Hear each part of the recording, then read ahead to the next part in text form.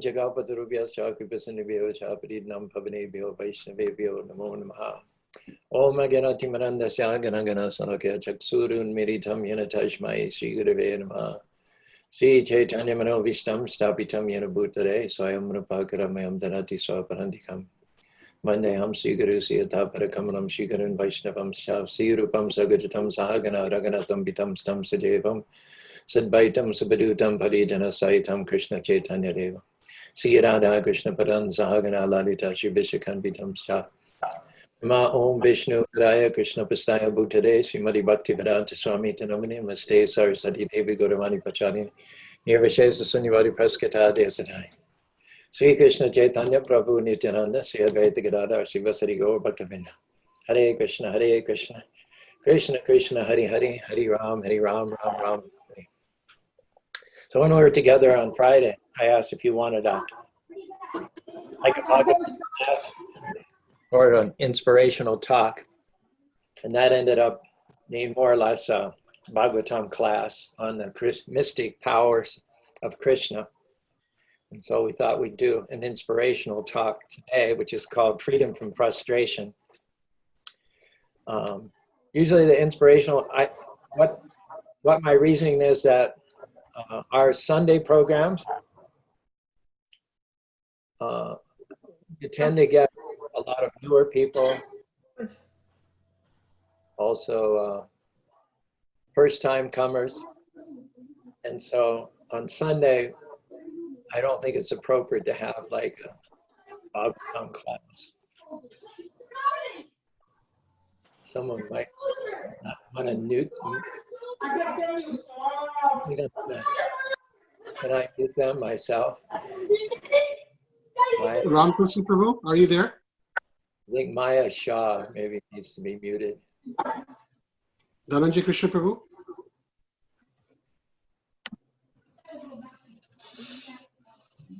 Yes, Prabhuji. Hare Krishna. Can we have everybody muted? There is background noise. Okay, so I'll have to become host. 1 second, Prabhuji. I'll do it.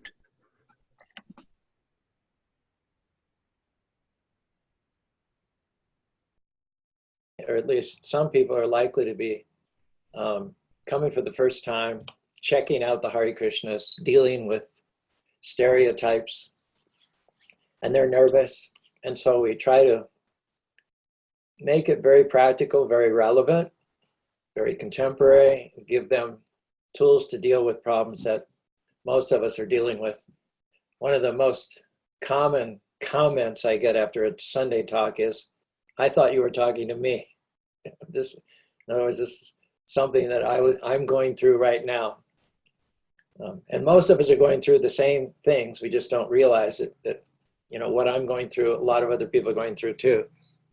And in this time of lockdown, unemployment, sickness, I think we'll all agree that there's a good potential for frustration. Things are definitely not going our way. So we're going to talk about frustration today.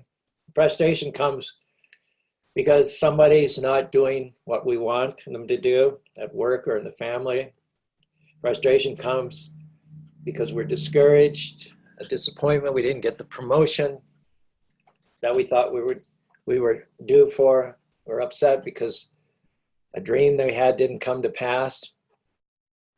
Well, our message tonight is that God, or Krishna, he doesn't remove every frustration from our lives. He doesn't change every person that we don't get along with. He doesn't take away everything that's bothering us. Scripture says, be still and know that he is God. I use this a lot whenever, especially with the festive colors, there's a lot of moving parts. And generally they're in other states, which makes things even more complicated. And when I get, the stress level starts to get up, maybe it's 2 o'clock in the morning and my mind's buzzing, I can't get to sleep. I just tell myself, be still and know that he is God. Just be still and know that he is God. In other words, we have a right, karmani vada kadashte mafadashu kadachana. We have a right to work. We have a right to exert ourselves towards a certain end. and be fully invested in that. But we don't have a right to insist or dictate the ends. We all have expectations. We all have visions of how we'd like things to turn out. But that's really not our province. We can work hard, but when you consider Krishna as a mischievous God, when you consider that Krishna has 16, we think of maybe 1 or 2 ways that we would like it to come out. Krishna has millions of ways that he can have it come out. He could have it come out in your favor and you get what you want, maybe not in the way that you had anticipated and maybe not in the timetable that you anticipated. Or he also has the option to give you a completely opposite result, just to test you and build your character and see if you're trustworthy and responsible. So things are not, I think one thing we can count on is that even if we get what we want, it's not going to come about in the way that we expect it to. It's not going to follow our, logical processes. So if we're not still, if we're not detached, and if we're not peaceful in and of ourselves, but we're worried, we're upset, we're frustrated, that's going to keep us from knowing God in our lives. It's going to keep us from fulfilling our destinies. Most of the time that we're frustrated is because we're trying to change things that we don't have any power to change. We're trying to change things that only Krishna can change. What does that mean? It means that I'm trying to be God. And I'm trying to fix things that I can't fix. I'm trying to control things that I can't control. Maybe I'd like my spouse to be a little bit more like this or a little bit more like that, but I can't make my spouse change. I can't even make myself change in a lot of times. How many habits would you like to break, but you find it's very difficult to do that on your own? And this whole syndrome of trying to control everything, it's going to lead to frustration. In fact, you'll live your life always percolating, always upset, always frustrated. You have to be able to work hard, do your level best, and then just put it on the altar and say, Krishna, this is what I've done, this is what I'm hoping for, but whatever you do with this, it's okay. I'm not going to get frustrated. Hare Krishna, Krishna Krishna, Hare Hare, Hare Ram, Ram Ram, Hare Hare. I don't know how many of you know anything about baseball, but this is an example from baseball. And it's from a Christian pastor. His name is Leith Anderson. And as a boy, he grew up outside of New York City, and he was a great old Brooklyn Dodgers fan. That's what they called themselves in those days before they moved to Los Angeles, the Brooklyn Dodgers. So one day his dad took him to a World Series game between the Dodgers and the Yankees. He was so ramped up. He was so excited. He just knew that the Dodgers would trounce the Yankees. But that didn't happen. It didn't turn out the way he wanted it to turn out. Throughout the whole 9 innings of the game, not only did the Dodgers not trounce the Yankees, not a single Dodger got on base. So he was so disappointed.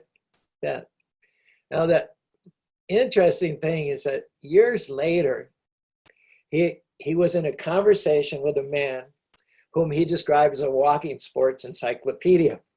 And he told this man about attending this World Series game as a young boy. And he added that it was such a disappointment for him. He said he was a Dodgers fan and the Dodgers never got on base.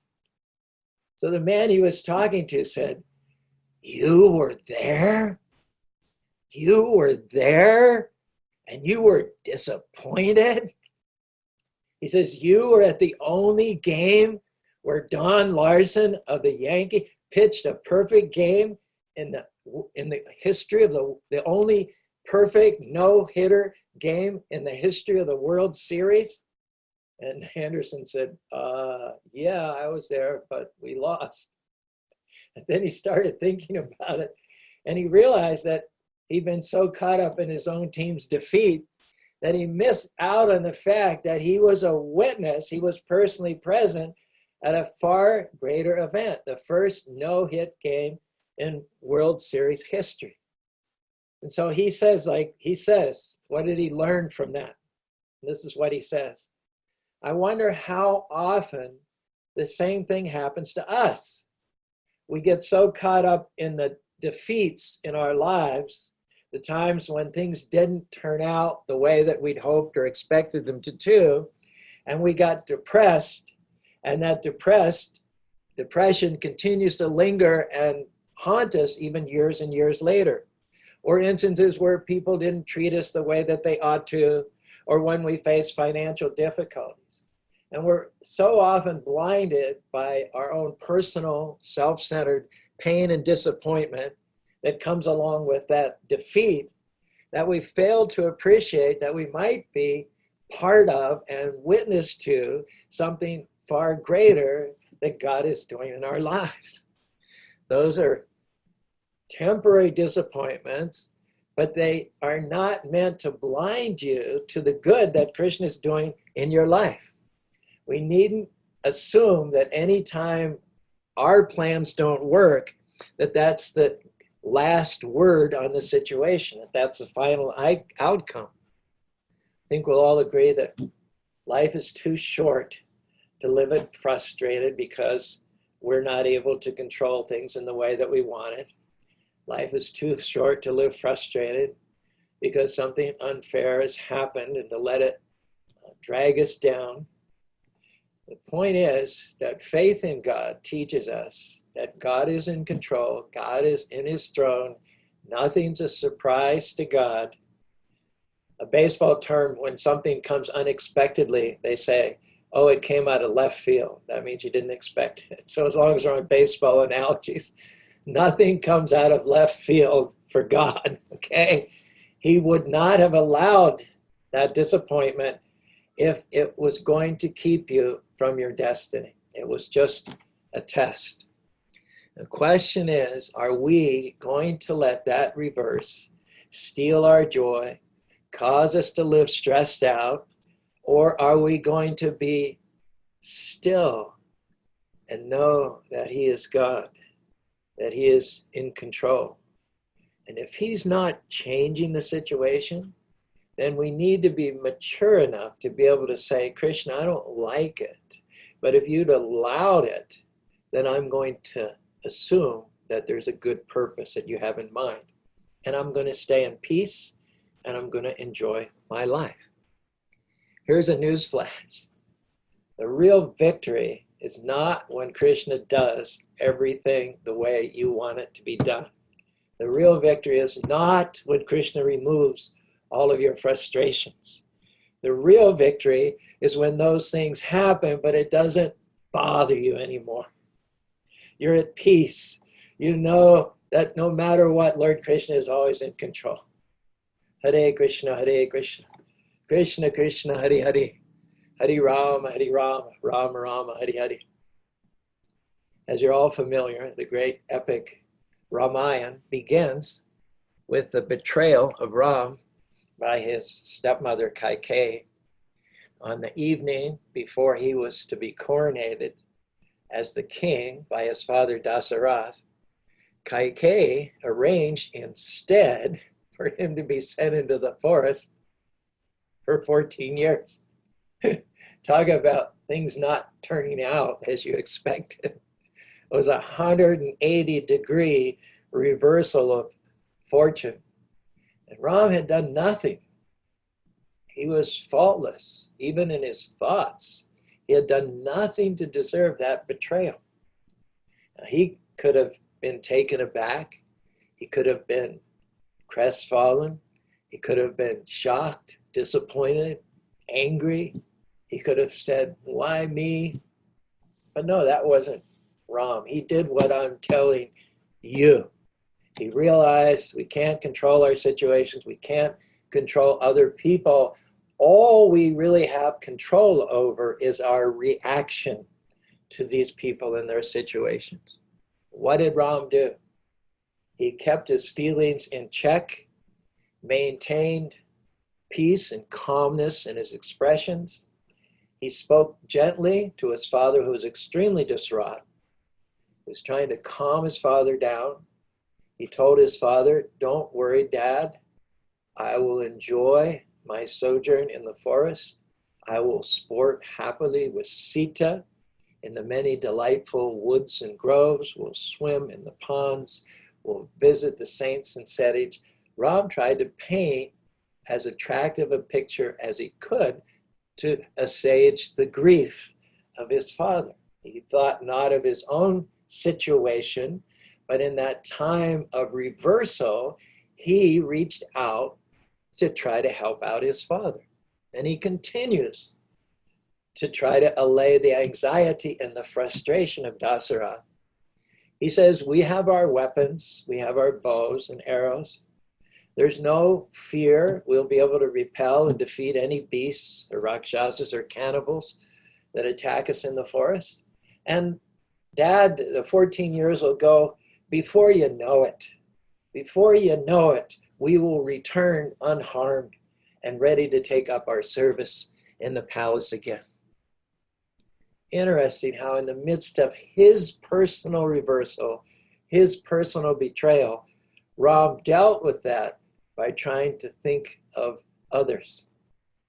He goes on to console his father, Dasarath and Kaushalya. He says, I shall only be happy. In other words, now he's telling him this is really what he wants. He says, I shall only be happy the moment I enter the forest. You need not feel any pain on my account. Be peaceful, my parents, and allow me to leave. So then Dasarath feels so guilty that his two vows that he gave Kaikeyi have been the cause of this tremendous betrayal of Ram. So Dasarath tells his minister, Sumantra, he says, Sumantra, order my army to make ready to depart. They should accompany Ram to the forest. So also the wealthy merchants skilled at establishing marketplaces and shops. Assemble thousands of capable servants and have them prepare to leave. Indeed, you should arrange for my entire treasury and my granary to be transported along with Rama. He should not have to do any austerity during the 14 years of exile.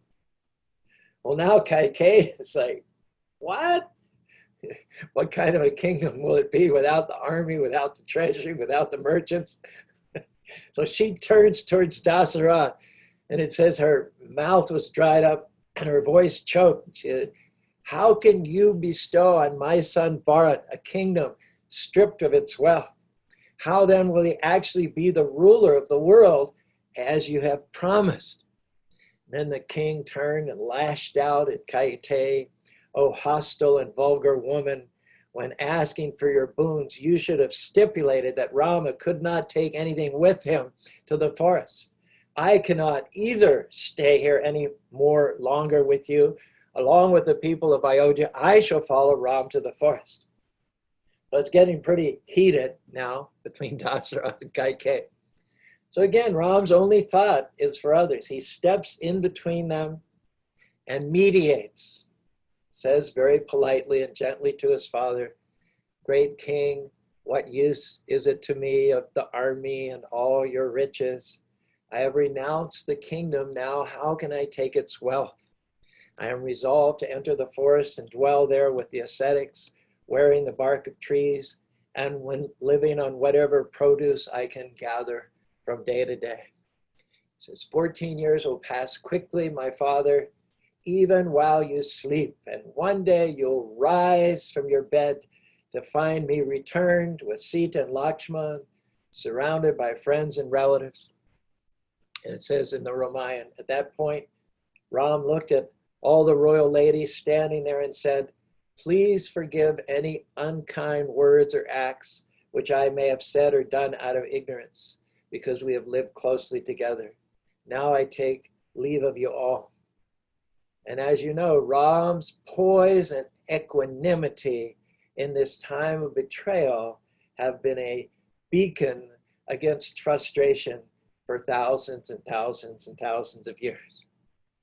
But we all have times, not to the extent that Ram did, but then we're not the Supreme Personality of Godhead either.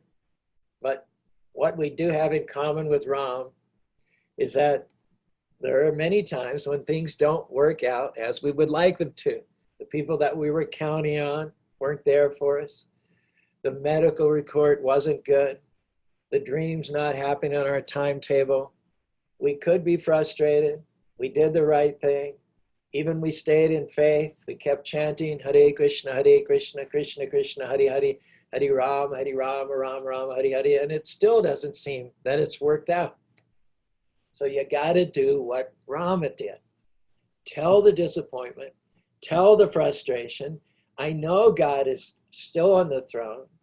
Nothing is a surprise to him. Nothing comes out of left field for him. I know he's fighting my battles, and he is going to get me to where I'm supposed to be. Maybe there's some things that we just need to detach from. We need to back off from them. We need to hanker after them a little less feverishly. That person that you've been trying to change, seems like no matter how hard you try, they don't do what you want. Or maybe the harder you try, they do the opposite of what you want.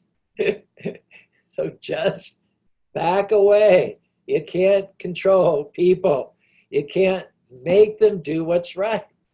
Pray for them, be respectful, but don't go for the next 30 years letting someone else frustrate you. Perhaps we don't need all the people in our lives that we think we need. Lord Krishna has lined up the right people to help you reach your destiny. You don't have to play up to anybody. You don't have to manipulate anybody. You don't have to convince anybody to be your friend. Sometimes we're being frustrated by people who are clearly never, ever going to be for us. Might be a relative, might be a boss at work, might be a co-worker who's envious of our talents and abilities. And we're spending all of our time trying to diffuse them, trying to charm them, trying to win them over. And yet, no matter how good we are to them, every time we need them, they're asleep, they're busy, they're not interested.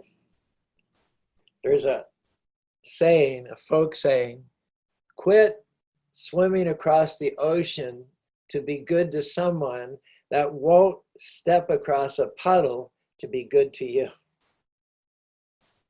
As devotees, we're all for overcoming evil with good, blessing our enemies. But it also says, don't cast your pearls before swine.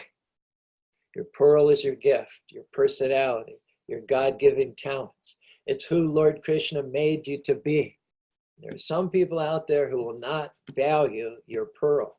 They will not respect your gift. They won't recognize the contribution that you have to make. Now, from our point of view, we have to recognize that our time is too valuable to waste it with people who discount our pearls. Don't hang around people who try to minimize or lessen you. Don't hang around people that you feel you have to prove to them who you are. Prove to them that they should be your friend. Listen, you don't need their approval. You already have Krishna, Almighty God's approval. He breathed his life into you. He calls you Mamaivam Sa Jive Loke, Jiva Bhuta Sanatana. You are his part and parcel, created in his image. He crowned you with favor. You have Krishna's royal blood flowing through your veins. Hang around people that celebrate you. Hang around people that polish your pearl. Hang around people that respect your pearl. Hang around people who love you for who you are and not for what you can do for them. Find people who inspire you to go further. People who are going to bring out the best in you. People who are going to cause your pearl to shine. Now, here's the key. If someone doesn't support you, you don't need them for this season. If they're not giving you any more what they used to, that means that it's time for you to go to a place where they're not going. Krishna is weaning you off of their support, off of their encouragement. You're coming through that season. It's like a little baby.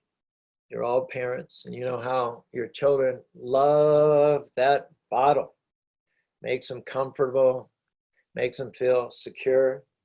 And that's fine, as long as they're 1 year old, 2 years old. But if they're 47, walking around with that bottle, that's a problem.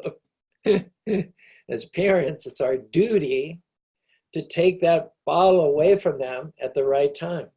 And they don't like it. They'll scream, they'll throw a fit. You give them solid food and they'll throw it all over the kitchen. They're uncomfortable, but we do it out of love. We do it because it's necessary. We do it because if we didn't take that bottle away at the right time, it would limit their growth and it would limit their health. Similarly, Lord Krishna sometimes will take people away from us that previously were helpful, that previously were supportive. That's going to make us feel uncomfortable. A friend that always encouraged us, a co-worker that always helped you out with the report, a neighbor you could always count on to go somewhere together. It's because Krishna is weaning you off of that bottle, so to speak. As long as you're dependent on people, it's going to limit how high you can go. When Lord Krishna removes the support, when he takes away somebody that you're used to, don't get mad at them. Don't keep trying to wake them up. Just move around them. You have a door that's closed, and you can immediately assume that with every closed door, there's going to be a better open door that Krishna has opened somewhere else. The fact is that you do not move forward by constantly looking in a rear view mirror. Someone said the past is a rudder to guide you, not an anchor to drag you down. We have to learn from the past, but not live in the past. An author named Thomas Holdcroft once put it this way: the past is a guidepost, not a hitching post. The friend that's not there anymore, the disappointment, the betrayal, you may not like it. It's obviously going to be painful, but it is ordained by Krishna. You have to recognize that it's a sign you're coming up higher. That discomfort means that you're going to a new level. And not everybody who's with you now is going to go where you're going. Some people are like scaffolding. They come into your life for a season to help you reach a certain level, but at some point, Krishna is going to remove the scaffolding so that you can shine. It's not that they're not good people, it's just that their part in your destiny is over. Krishna is taking you to a higher level. Now, what we need to do is quit being frustrated by somebody who's not supporting us like they used to. Why don't they call me anymore? Why don't they compliment me like they used to? No, the right attitude is, I love you, I respect you, but I don't have to have your support. I don't have to have your compliments, and I don't have to have your encouragement. They've stepped aside, and I'm okay with that. They supported me for a season, and now that season is over. Just like a completed building, once the scaffolding is taken away, that building needs to support itself. Similarly in life, you go through losses, disappointments, betrayals. We all have our Kaikeys and our Judases, but I've learned that God gives us grace for every unfair situation. Hare Krishna, Krishna Krishna, Hare Hare, Hare Rama, Rama Rama, Hare Hare. It's very liberating when you look at people that have stepped aside. It's very liberating when you look at the disappointment and you can say, I'm past that now. It's very freeing when you recall that betrayal and think, I forgive them. I don't have a grudge. I'm better off for having moved past them. I wish them well, but they are no longer a part of my destiny. Amazing things are up ahead of you if you don't stumble on your past. And yes, there will be crosses to bear, betrayals, setbacks. They pop up in front of you and you just move around them. Make sure you're always moving forward. There will be resurrections. There will be new beginnings. There will be times when Krishna pays you back double for what was unfair. There will be times when Krishna catapults you explosively forward because you passed the test and you were still knowing that he is God. There's a story about a Canadian explorer named Alexander Mackenzie. In 1789, Mackenzie attempted to find a water route to the Pacific across Canada. He had a valiant group of boatmen. They followed a mighty river, which subsequently was named after him, the Mackenzie. They had high hopes. They paddled furiously for weeks amid great dangers. Unfortunately, that river did not empty into the Pacific, but it emptied into the Arctic Ocean. And in his diary, Mackenzie called it the river of disappointment. Not to be discouraged or frustrated, however, 4 years later, he accomplished a magnificent feat when he led an expedition across Canada from Fort Chipewyan on the East Coast all the way to the Pacific Ocean. His incredible journey was completed 11 years before Lewis and Clark began their famous expedition to the West. Mackenzie had decided that past defeats were not going to stop him. He just went around them. He knew that God would not allow anything that's not going to somehow or other move him towards his purpose. So that previous defeat was a stepping stone to his future glory. The key was he didn't let it sideline him. He didn't let it discourage him. He didn't let it frustrate him. So maybe we also need to address our past, our bitterness, our resentment, things that didn't work out, and tell them, why are you up in front of me? Get behind me where you're supposed to be. Maybe some of us had a rough childhood. We went through a divorce. Maybe we lost a child. Tell the hurts, tell the questions, tell the favors. It's in the past. It's gone. It's done and gone. I've learned that you're either feeding your history or you're feeding your destiny, but you can't feed both. You're either looking back, living in regrets, thinking of everything that went wrong, or you're looking ahead saying, Krishna, I know that was what was meant for my harm. You're turning to my advantage. I know you have beauty for these ashes. I know that weeping endures for a night, but joy comes in the morning. Start feeding your destiny. Lord, thank you that your plans for me are good. Thank you that the path of the righteous gets brighter and brighter. Thank you that you hold victory in store for the upright. Just get your mind going in the right direction, and then your life will go in the right direction. Joyce Holliday tells a story of a school teacher who was assigned to visit children in a large city hospital. She received a routine phone call requesting that she visit a particular child. The teacher took the boy's name and the room number, and she was told by the teacher at the other end of the line, we're studying nouns and adverbs in this class now. I'd be grateful if you could help him with his homework so he doesn't fall behind the others. So it wasn't until the visiting teacher got outside the boy's room that she realized it was located in the hospital's burn ward. No one had prepared her to find a young boy horribly burned and in great pain. The teacher felt that she couldn't at this stage just turn around and walk out, and so she stammered awkwardly, I'm the hospital teacher, and your homeschool teacher sent me to help you with nouns and adverbs. The boy was in so much pain that he barely acknowledged her. He barely responded. The young teacher stumbled awkwardly through the English lesson, ashamed at putting him through such what she thought was a senseless exercise. The next morning, a nurse from the burn unit called her and said, what did you do to that boy? Before the teacher could come out with her outburst of apologies, the nurse interrupted her. She said, you don't understand. We've been very worried about him. But ever since you were here yesterday, his whole attitude has changed. He's fighting back. He's responded to treatment. It is as if he's decided to live.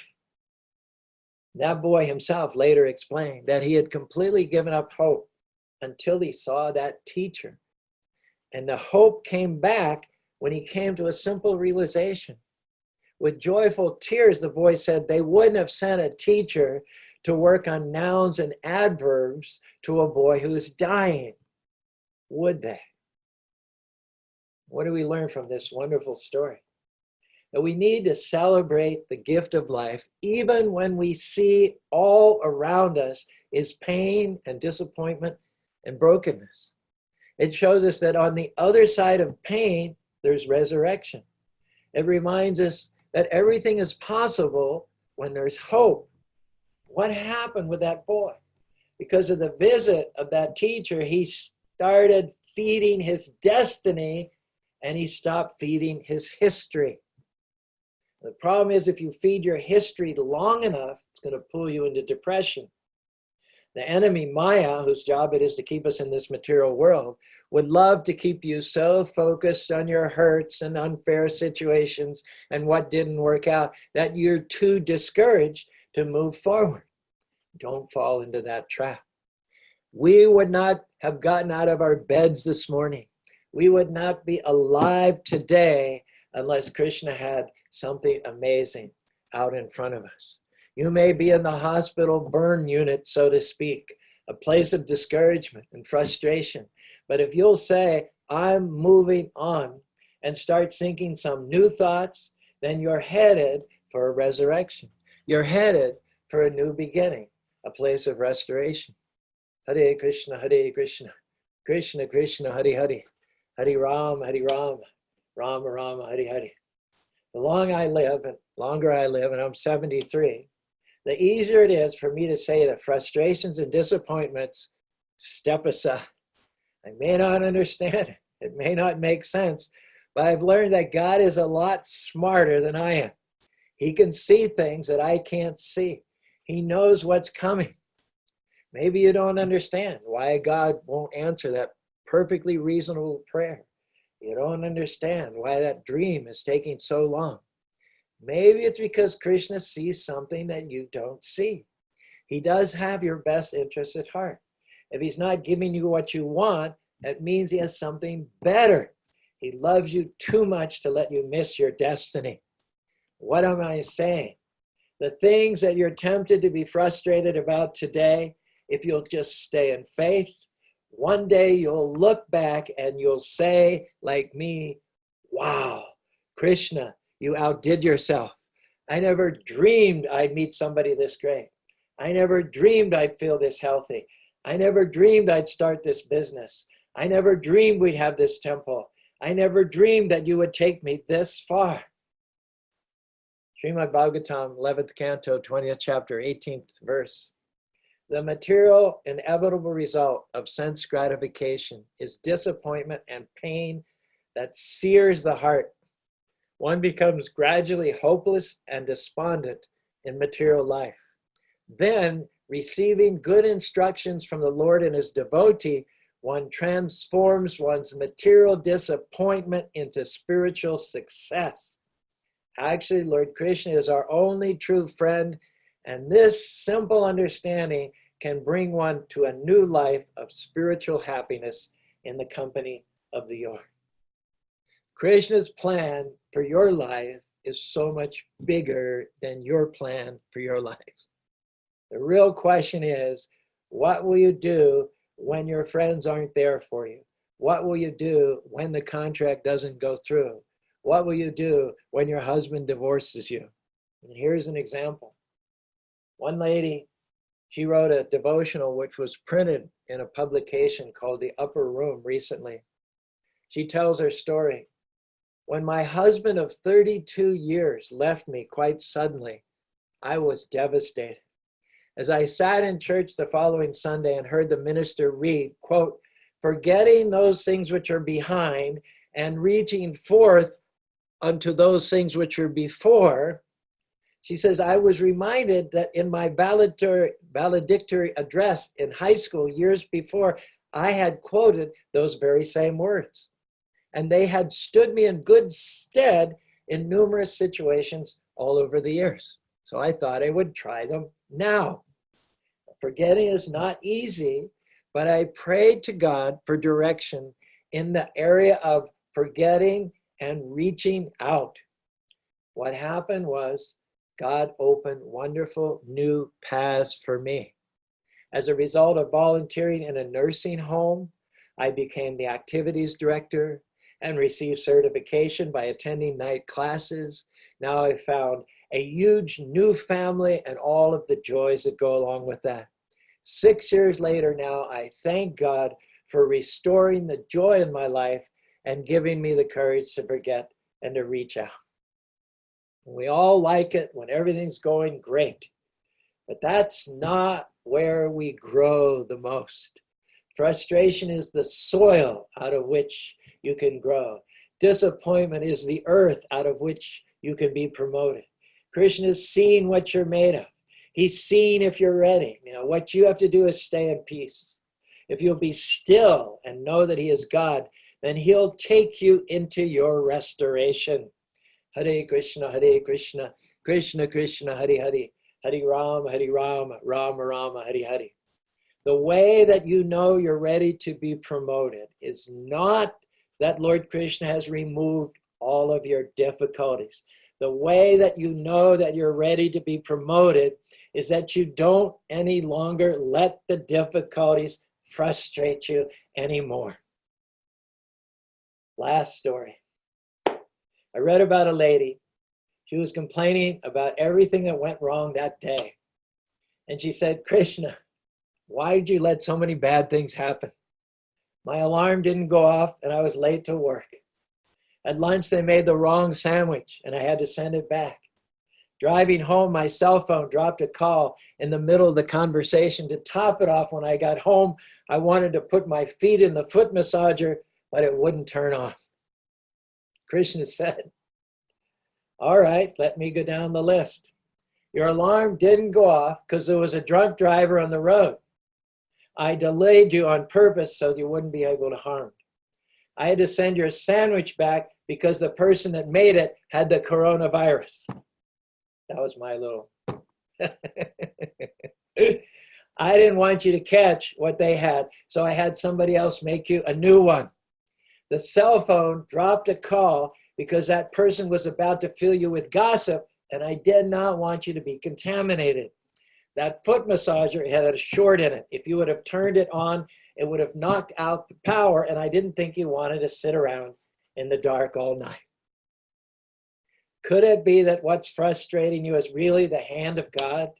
Could it be that he's behind the scenes doing things that you can't see, but for your good, protecting you, guiding you, positioning you? After all, nothing happens without Krishna's permission. Doesn't mean we're always going to understand it. That's why we have to learn to trust him. You may be in disappointment today.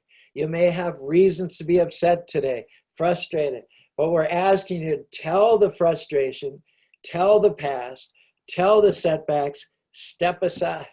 It may not be fair, but God sees what's happening. He has you in the palm of his hand. He's breathing in your direction right now. Don't give up. You're close to your breakthrough, close to that new level. If you'll pass these tests of disappointment and frustration, you're going to come into the fullness of your destiny, see promotion, healing, restoration, and vindication. Krishna is going to turn your frustration into favor. You're going to rise higher, accomplish dreams, and become everything he's created you to be in this life and in the next life. Go back to home, back to God. Hare Krishna, Krishna Krishna, Hare Hare, Hare Rama, Rama Rama, Hare Hare. If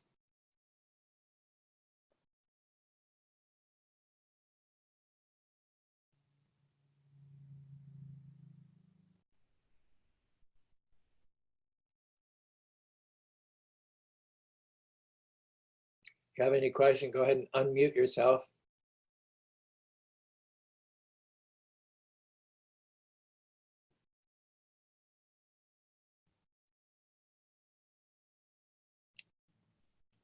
What's not happening here?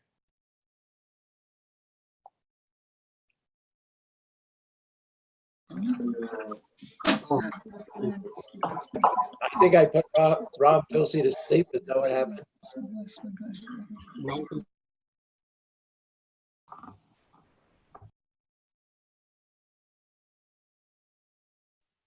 okay.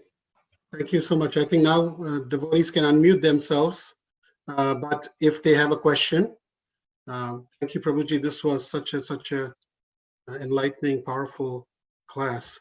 I've taken some notes. I have one question. I could not write the statement. I just got the last part. It said, you said, is that you don't let the difficulties frustrate you. The first part was, let Krishna. The second part of the sentence that you said was, is that you don't let the difficulties frustrate you. Let the difficulties help you move forward. Is that? I don't know if it's the exact, I don't know what sentence you're referring to, but that's pretty much the gist. Use them to promote, he's sending the difficulties to promote you, not to hold you back. But it depends on how you process them, Does anybody have a question? Please unmute and ask.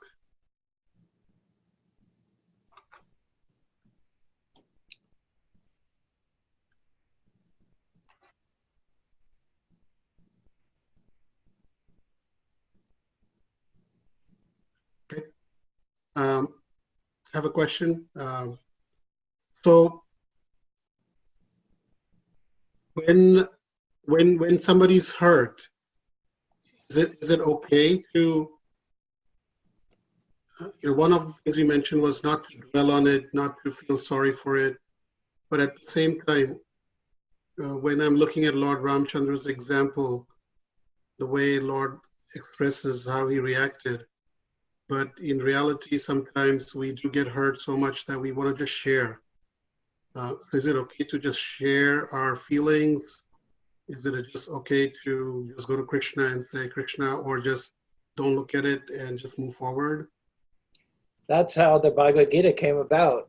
Arjuna tried to deal with everything on his own. He tried to bottle it up, but it was really when he let Krishna know what was bothering him that Karpanya dosho pata shabaha pichtami dharma. That was the turning point. It said that if you share your frustration, if you share your disappointment with someone you trust, someone who celebrates you, not one of these fair weather friends, but you actually share it with someone who challenges you, who has your best interests at heart, it cuts your frustration in half by sharing it. Yeah. It's similarly if you have a joy. Of course, we don't go around with our heart on our sleeve, but again, one of the points of the talk is that we keep people in our inner circle who challenge us. Someone said, what you should try to do is have people in your inner circle who are out of your league. In other words, they outmatch you in terms of talents and abilities, because then that will challenge you to rise higher. It will challenge you to come up to their level. Narada Muni told Dhruva Maharaj, you can mitigate all material miseries just by three things: Gudadikam Muramlapshad, Anukrasham Ganamanam, Maitrim Samanadambi, Natapera Babuyate. He says all relational problems can be solved by following these three guidelines. If there's someone superior, be happy, be pleased. If there's someone on your level, make friendship. If there's someone less advanced than you are, have compassion. Help them out, like Ram did. Don't just think of yours. In neither of these three cases is one thinking of oneself, but one is extending oneself in different ways to a superior, to a peer, and to someone who's less than them. So when Arjuna shared and approached Krishna as his sishas, his instructor, he acted exactly according to this principle. And look what happened. He mitigated his intense misery. Krishna was able to do that for them. we may be able to help other people out. If they decide to share with us, maybe we've been there, done that, or maybe we haven't experienced it, but through scripture, we know what kind of advice to give. We know how to guide them. But we ourselves also, we need to look for people who are either on our level or even better, higher than us. And we need to learn to share with them, to take the advantage of their superior Krishna consciousness and maturity and insights. So yes, absolutely.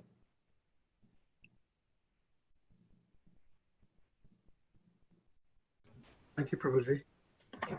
Anybody else? Hare Krishna, Prabhuji. This is Kanan from Rochester, Prabhu. So you said that history and destiny, right? History is the past and destiny is the future, right? So that reminds me of the Bhagavad Gita verse 1854. Brahmaputra prasannatma na sochati na sankchati, right? So unless we reach to the Brahmaputra level, we can't go be in the present moment, right? Is that what that is saying?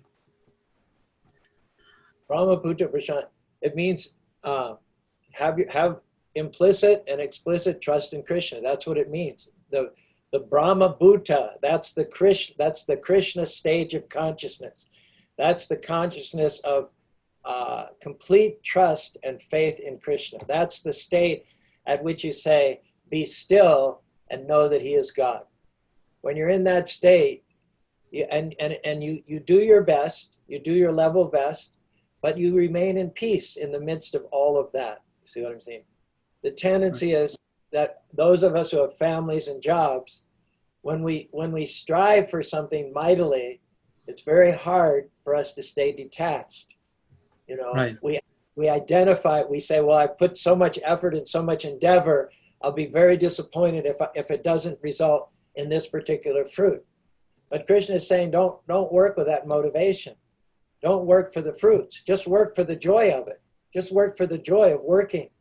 Be grateful that Krishna, you gave me these talents, you gave me this ability, you gave me this wonderful family. And you also gave me your archana, you gave me your worship. So let me approach the avenues and the paths and the channels of my life with trust in you overriding all other tendencies and temptations. And that's going to be the way that you're going to make rapid spiritual advancement. Krishna is watching you.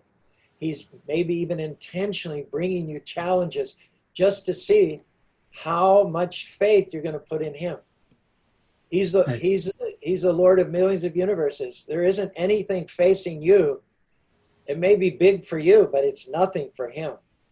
So if he sent it, it's not to finish you, it's to promote you, it's to mature you. Got it, Baba. Thank you, Baba. Hare Krishna. Any other question? Hare Krishna Prabhu, this is Gopal Govindas. Very beautiful class. Thank you so much for sharing wonderful tips and tricks of dealing with all the situations. In one point you mentioned material disappointments should be such that you lead it to the spiritual success. Can you please elaborate that with an example? What was it again? The sound's not really that great. The material disappointments leads you to the spiritual success. From my own material disappointments lead to spiritual success. I mean, we gave the example of Lord Ram. He was supposed to be crowned a king. That was certainly a material disappointment. Betrayal, palace conspiracy. Instead of sleeping in silken beds and having servants and having a personal bodyguard and wearing beautiful clothes and all, he found himself, within one night off to the forest with no sleeping on the ground, wearing the barks of trees, no bodyguards, having to deal with creatures of the night in the woods and the rakshasas and all. So that was certainly a material disappointment. It was a disappointment from a material point of view, but Ram took it in an entirely different way. He had a huge spiritual viewpoint, and he embraced it. He had faith in, I mean, we know Ram's God, but he's acting as a human being. So he's showing us how we should react in these kinds of situations. And he was calm, he was peaceful. He showed faith in the Supreme, that if this is happening, it's happening for a purpose. It's going to have a good outcome, provided that he stayed calm and peaceful. So then his concern became for others immediately. He knew that the only thing he had to do for his well-being and for his preservation was just be faithful in Krishna. And so he did that, and then he had energy and intelligence and compassion left to console his father and his mother and all the people in the palace.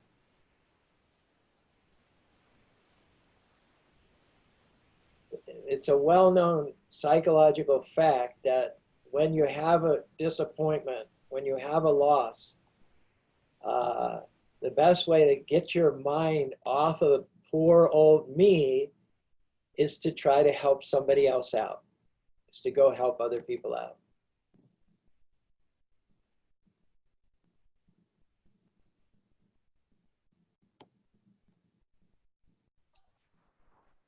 Thank you, Prabhuji. I can't cite any material fit. When you asked me that, I was thinking of a few examples from my own life, but then those weren't material failures, because I've been engaged in spiritual life for 50 years.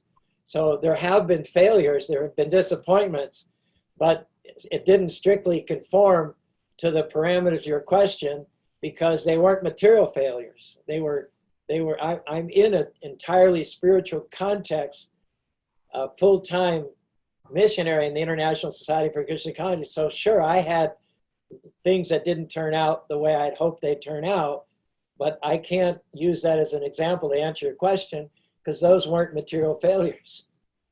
There is no such thing as any failure of any sort in Krishna consciousness, in fact.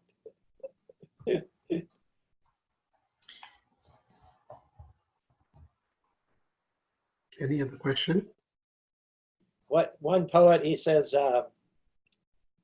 the servant craveth not except to serve with might. Then if I bleed or fail or strongly win, what matter it? God only doth prevail. So when your aspiration is to serve the Lord, to be an instrument to the Lord, then nothing can ever be a failure. You may fail, but you're still serving. So you can never be defeated if you're fixed on just being a servant and carrying out the will of the Lord. Because that service is not dependent on success or failure. That's Brahma Bhuta Prashanatma, referring to the previous question.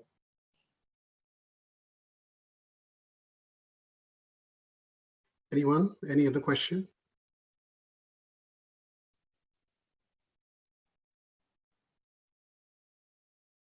Prabhuji, this is Kannan again. So one quick question. I believe you are a Grahastha also, right? Yes. Oh, okay. Then I can talk freely. So my question is about the ashram, right? Which ashram is better? I mean, Grahastha ashram or sannyas? Because we have to progress, right? Is that right? Well, when Lord Chaitanya was asked Ramananda Roy that same question, Ramananda Roy quoted Lord Brahma from the 10th canto of the Srimad Bhagavatam, and he said, Jnani prayashamudapasya naman sanmakari. Lord Brahma is giving advice, and Ramananda is giving advice. He says, just stay where you are. Stane stita shrutigidhim. Just stay where you are, whether you're a householder, whether you're a sannyasi, whether you're a vanaprasthra, whether you're a brahmin. Don't try to optimize your spiritual chances by switching from one ashram to another. Just be very intent and very serious about hearing the glories of the Lord. It's not that a certain person in a certain social position has a better opportunity to be successful in Krishna consciousness than another. Krishna consciousness is the great equalizer. But you have to be peaceful. You can't be agitated. Oh, if I was a sannyasi, or if I was or I had another wife, you know, if these kids didn't drive me nuts. No, you have to see everything as Krishna's arrangement to refine you. You see. And to be honest, well, let's speak frankly, there's a lot more opportunities to get refined with a mortgage and a job and wife and kids than there is living footloose and fancy free as a sannyasi. So from that point of view of getting refined, the householder ashram is the best. No question about it. That's true, bro. Yeah, you get roasted, yeah. Mm-hmm. Yeah, there's so many things that come at you out of your control, unforeseen, that you have to deal with. And honestly, if you want to make fast advancement, yeah, don't try and get out of grihastha. Just try to execute, be a good husband, be a good father, be a good employee, but always be still, always be at rest, in peace. Thank you, Hare Krishna. Hare Krishna. If anyone has another question, or you can raise your hand. Yeah. Hare Krishna, Ramchandra Prabhu. Yeah, Hare Haribol, Char Prabhu. It's always been a pleasure to be here. All your lectures I've been following. I have a silent friend right now from Bombay who's also hearing you all the time. Actually, today morning I came, I spoke to Sarvadrik. He worked with you. He was with you in Utah, and he gave Dandavat Pranam to you today, you know. He's doing okay. Is he still in North Carolina? No, he moved to Mayapur, Prabhu. Oh, he moved. Yeah, I think I visited him in North Carolina a few years ago, but then I think you're right. I heard he moved to Mayapur.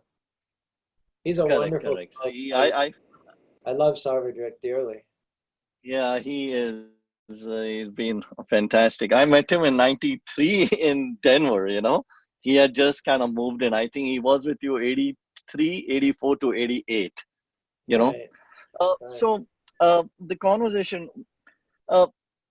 You know, I always appreciate your preaching, and there's so much one needs to learn from all the beautiful talks you have.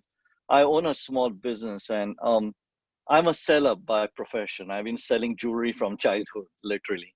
I have a small business, but every now and then, you know, I'm nowadays, as I'm getting more and more Krishna conscious, I'm optimizing, or I'm maybe using Krishna's name a lot in a lot of things. Like during this coronavirus, I'm talking to my clients and I'm talking to different caste and creed people, and I tend to sometimes, instead of saying God, I say Krishna.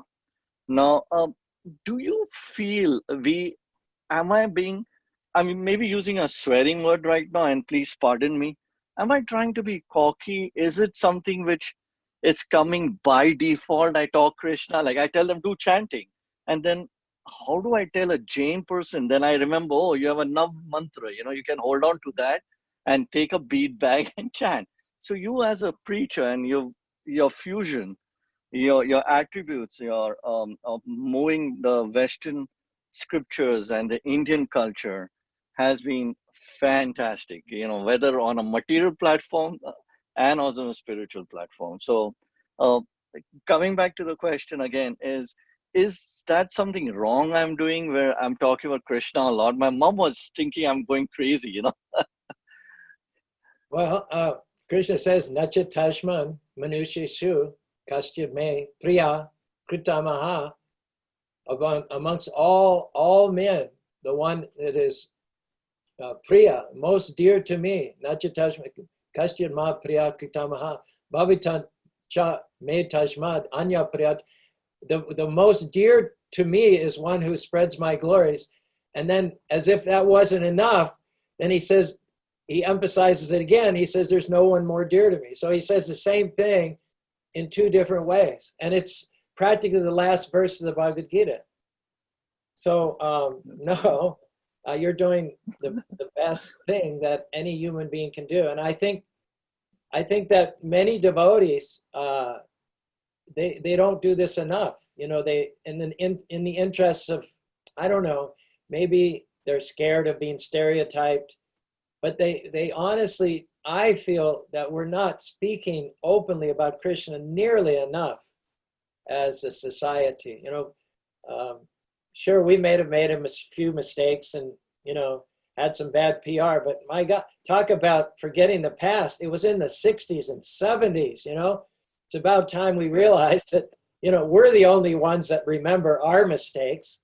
As far as my experience is, I've dealt with several generations of, we have 60,000 college students within 10 miles of us, you know, and I've dealt with every single class for the last 50 years. And there is no negative feelings about the Hare Krishnas at all. You know, there's no negative. They wonder why you guys don't tell us more, you know. They feel like they have to squeeze us to get anything out of us. So the thing is, we're not bragging about ourselves. That's a whole different thing. We're supposed to brag about Krishna. Krishna, you gave me this business. Krishna, you gave me this family. You gave us this beautiful temple in Spanish Fork. You gave us the radio station. You gave us great friends like Sarvadrik. You gave us another temple in Salt Lake City. You know, tell the world, shout it out, the goodness of God. You know, how God has been good in my life. We need to tell that to everybody. You know, I think devotees are just too constipated, you know, about that. I guess so, yeah. If you're ashamed of Krishna, then Krishna's going to be ashamed of you. So don't brag. We're not bragging about ourselves, but we're bragging about how good our God is. That's the best thing that we could possibly be doing. And so right, because we offer so much more. Chanting, if one day chanting, there is books, if not books, then scriptures, deity worship, dressing the deity, the temples, devotees, a prasadam. I mean, you don't see that so many combinations in so many other religion. I mean, we are truly very, very fortunate to even get the taste, you know. So true. So I'm going to brag more. Please do. And take that as Krishna saying, through my lips, take it as Krishna saying, do it even more. Thank you. Thank you. Lovely. Pleasure to hear you, Prabhuji. I don't know. I find that like in festivals, Festival of Colors, Janmashtami, you know, we have new people all the time. You know, we don't even have Spanish Fork. We don't even have an Indian congregation. You know, I mean, after 35 years, we're still like Westerners, students, tourists. You know, it's still like 99% Westerners, and they have no acquaintance or no familiar. Almost everybody who comes every time is a first-time comer. And I find the more outspoken I am, the more I brag on Krishna, the more they like it. You know, they don't come here. Very nice experience to share. Thank you. Yeah, they don't come here to have me being shy, you know. Correct. Now, you know, the funny thing, I've started making my relatives to reach out to me and say Hare Bol and Hare Krishna. Even if I, you know, if they say, hi, what's happening? I say, Hare Krishna. And then they say, everybody, you know, the whole group of 40 people are now, you know, so it's a pleasure. And thank you for leading us into this path, because the exposure of what we got through your Utah temple, your talks and podcasts in those days, it's wonderful, reaching all over the world, 52 countries, you know. Thank you. Hare Krishna, Prabhu. Be healthy, you know. And in the same line that what Vijay Prabhu you were saying and Prabhuji was explaining, and I say that if you like, you know, like today's class, I'm just thinking, what if I had missed today's class? It was so powerful, and I'm sure a lot of you also felt the same. And then the next part is that, you know, think about other devotees or other people or other family or friends who would have benefited from today's satsang, from this association. So like Prabhuji said, speak it out, do not keep it to yourself. So I'm again requesting this again that, spread the word, spread the word, spread the word, engage others in such virtual programs, let them take benefit, because once we start going back to the center, we will not have all these devotees speaking to us as much as we do now. Wonderful. Yeah. So true. Yeah. Maybe, but Wednesdays we can catch Prabhuji, right? Wednesday is a slot which could be a little open for Prabhuji in future too, right? Yes. Hopefully. Yeah. Anybody else? Any other Wonderful, questions? Prabhuji. Yeah. Thank you. Thank you. Anyone else? A Yeah, question? Hare Krishna Prabhu. Sorry, my mic was not working. This is Ram Tulsidas. Yes, Um, Prabhu, I want to ask this question. Sometimes this has been challenged to many devotees, or sometime for myself, to be very open-hearted in terms of like asking questions, the difficulties some person is going through, to take the guidance, or how to be like in a stage where that better, we are not in that critical situation. It goes to that critical situation by not sharing the thing, like not telling our disease, what is happening, what kind of symptoms we are, like sometimes to reveal that, how even we are in the devotees group, something we are not able to pull that out, our heart, outside to devotees where they can guide us, and really many devotees, I think that challenge is there, how to overcome that. There was a story about a group of horsemen crossing a river, and one of them was Thomas Jefferson, who was the president of the United States at that time. So as the horsemen were mustering on one side of the river, preparing to cross, a traveler on foot came, and he went up to Thomas Jefferson and he said, can I hitch a ride? Can you swing me on the back of your horse and take me across the river when you go? And he said, of course. So he took him all across the river, and they all crossed, and he let the man down, and then the horseman went off in a different direction. So, wait a minute. When they got to the other side of the river, they let the traveler down, and then one of Thomas Jefferson's travelers asked the man, he said, why did you pick the president of the United States to hitch a ride with? And he said, I didn't know that he was the president of the United States, but I look at the faces of all the people in your parties, and there were no faces and there were yes faces, and his was a yes face. So that's why I felt comfortable asking him if he could swing me up on the back of his horse, because he had a yes face. So the thing is that if people are going to feel comfortable confiding in you, sharing with you, if you're going to be instrumental in helping them get through whatever it is that's holding them back in Krishna consciousness, you need to have a yes face, not a no face. And that can only come from not being too self-absorbed. That can only come from applying the dynamic that we talked about today, is get in the habit of being still and knowing that God is in control. Don't get in the habit of feeling it's unfair. Why did this happen to me? Because the latter course keeps you being self-absorbed and self-conscious. Just like Ram, Ram, he had complete faith in Krishna. And so even in the darkest hour, he had a yes face. He had a yes face for Dasarath, a yes face for Kaushalya, a yes face for the citizens. So try to conduct your inner life with faith, with peace, and the result will show on your face. How your inner status will be reflected in your faith. So if you have faith and trust, and if you're in peace, then you're not going to be self-absorbed. You're not going to resent interruptions, and you're going to be open and considerate and you're going to notice what people are going through. And for their part, they're going to notice that you are open, that you have a yes face for them. Thank you, Prabhu.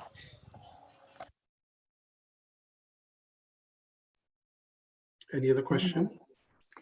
Hare Krishna Prabhuji, Dandavat Pranam. Hare Krishna, Dandavat Pranam. Prabhuji, I have a question. As you